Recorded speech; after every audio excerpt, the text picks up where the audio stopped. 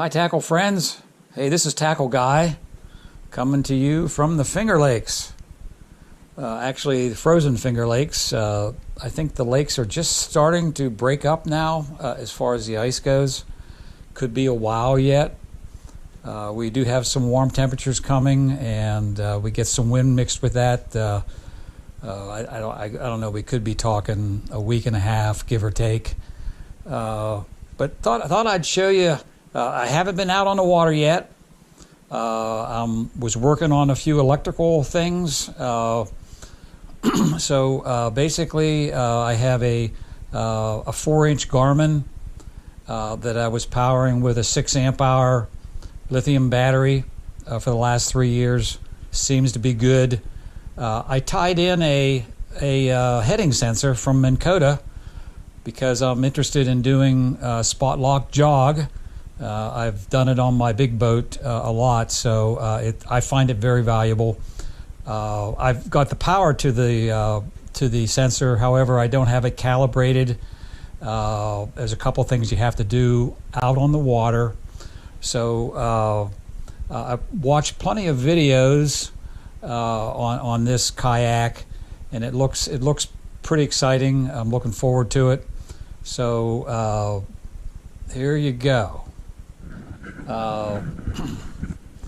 The trolling motor, I've got a Group 27, 125 amp hour, 12 volt Power Queen with Bluetooth capability. The app works very nicely. I have run the whole setup with this, well, actually the battery that I'm using to power the fish finder, the 4-inch fish finder, Garmin, and the Minn Kota heading sensor is right here. I just have the transducer cable and power just running in from the side here. No problem. That latch, that cover covers it, no problem. And inside, I had purchased about 2.5 years ago a 12 volt 6 amp hour lithium battery that seems to be working pretty good. I've actually tested this running it a 9-hour day. The next day I run it another 9 hours, and the next day I run it about another 9 hours. So I know that I'm going to get through at least one day with this battery. Again, it's a 6 amp hour battery that's powering my heading sensor and powering my small 4-inch Garmin graph, which I did this for a couple reasons.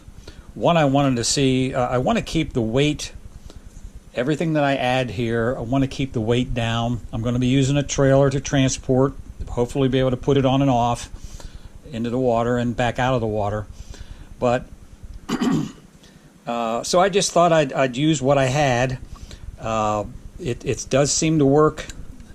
Like I said, I've run it 3 8-hour days with no problems, and I just made this little harness tying both of my power connections.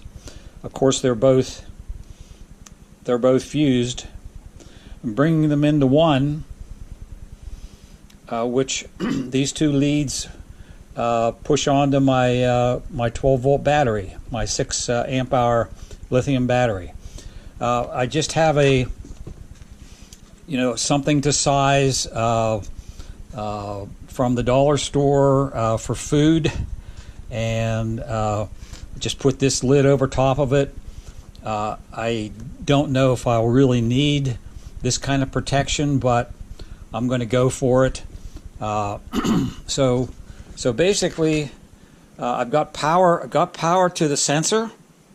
Again, I haven't been on the water yet, so I can't do the heading sensor calibration at all until I get on the water, and also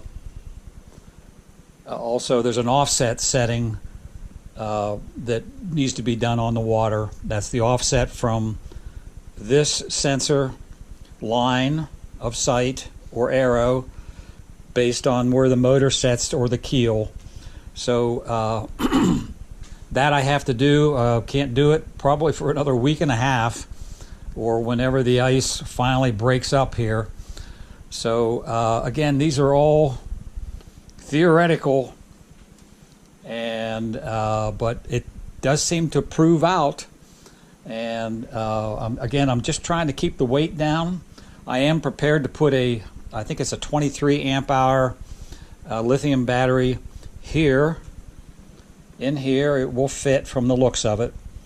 And if I need that additional power for my heading sensor and for my fish finder. So just thought I'd run that by everybody. If anybody has any comments, please feel free to do that. Hey, this is Tackle Guy and all my tackle friends. Fishing is around the corner. And thank you for watching.